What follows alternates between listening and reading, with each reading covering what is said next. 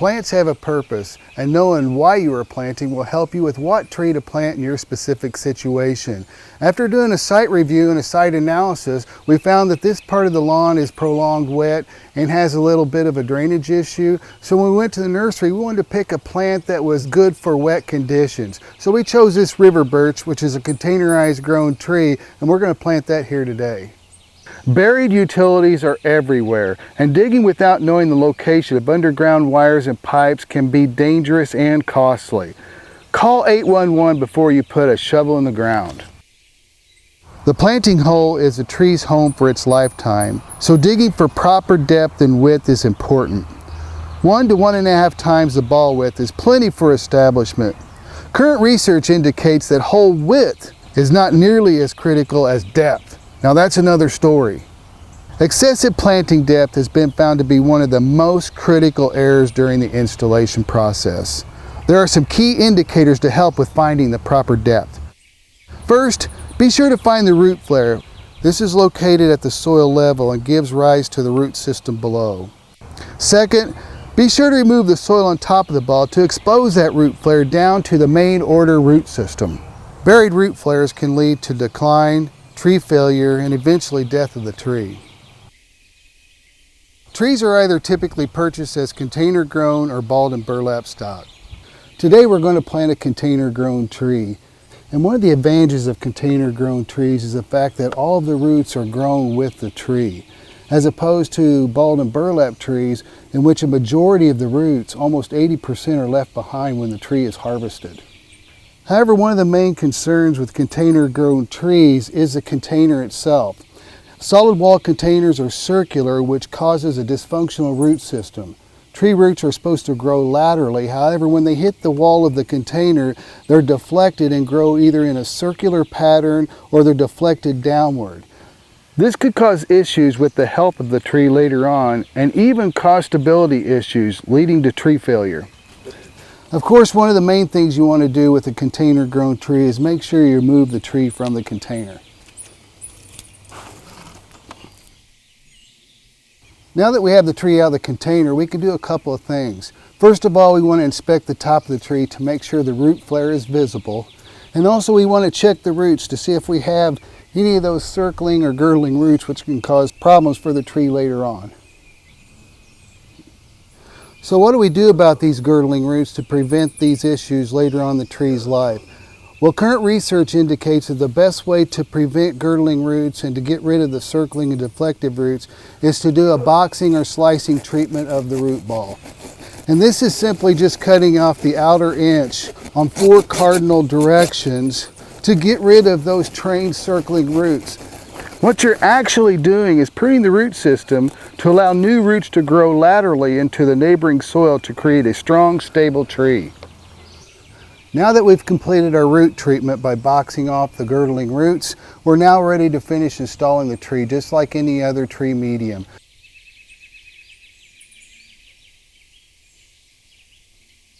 Backfill the tree using native soils, that which came right out of the planting pit that you just dug.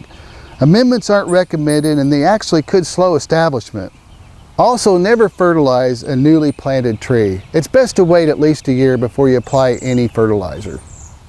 One of the finishing touches of planting a tree, of course, is adding some mulch. This will help reduce evaporation, reduce watering needs, and protect the plant as a visual cue for those operating lawn equipment. Make sure when mulching you don't mound a lot of mulch up around the trunk. Make sure you leave a little space there for aeration so that you don't get any disease issues later on.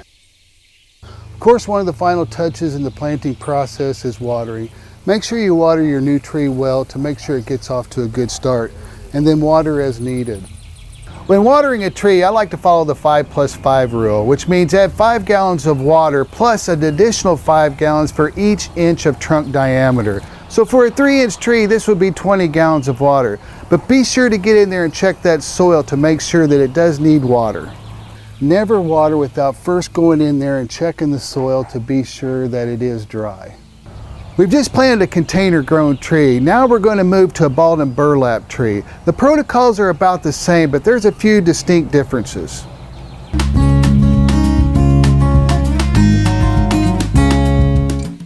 As we mentioned earlier, trees are purchased either as container stocked or in balled and burlap materials. Today we're going to focus our attention on installing a balled and burlap tree right here in this parking island.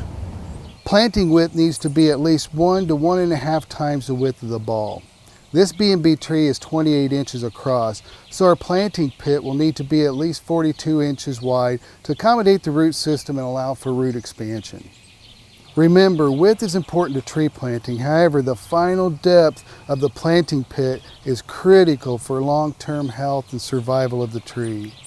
Be sure to remove the upper third to 1/2 of the materials around the balled media to prevent any root obstructions. It isn't necessary to remove the entire basket and burlap, as it creates a risk of disturbing the soil-root interface, slowing establishment and reducing stability. Be sure to remove the trunk guard and rope so that it doesn't inhibit trunk expansion and girdle the stem. Now we're ready to finish installing the tree, and it's pretty much like any other medium, whether it's container grown or balled and burlap. Now let's place the plant in the pit and position it straight and true in its new home. Again, we want to make sure that the root flare is exposed for the final grade of the tree. And as you can see here, our root flare on the top of our ball is exactly perfectly in line with the existing grade. So it looks like we had the proper depth for this particular tree.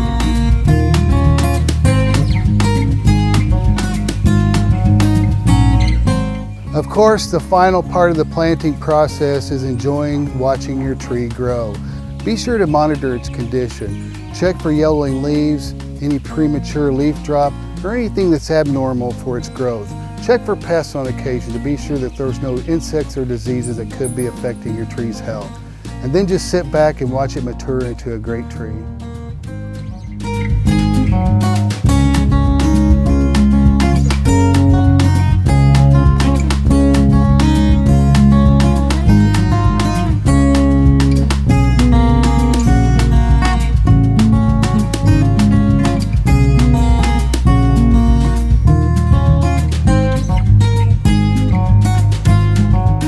This certainly isn't all there is to tree planting. So if you would like more information, go to the education store and download the publication Tree Installation Process and Practices.